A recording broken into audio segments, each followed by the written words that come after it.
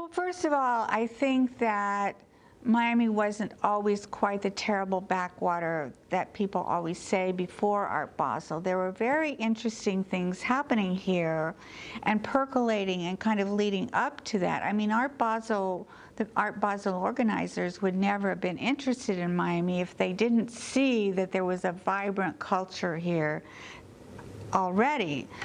Obviously, Art Basel gave everything a huge boost, but there were things going on here that I wrote about in my foreword to the book, Miami Contemporary Artists by Julie Davidow and Paul, I can't think of his name right now, Paul Clements, yes.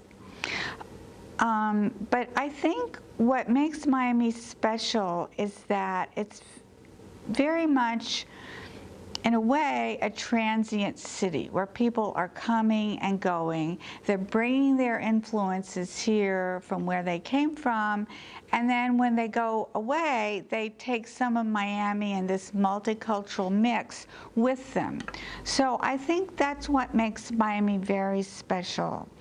And I think the Caribbean influences are becoming more and more dominant, and it's very exciting to me. In the Herald, we were always saying, you know, Miami is the gateway to Latin America, but I think more and more we're seeing that Miami is the gateway to the Caribbean too, because it can really be a hub for a lot of Caribbean artists in a way that other islands in the Caribbean or countries in the Caribbean can't necessarily be, because it's so spread out.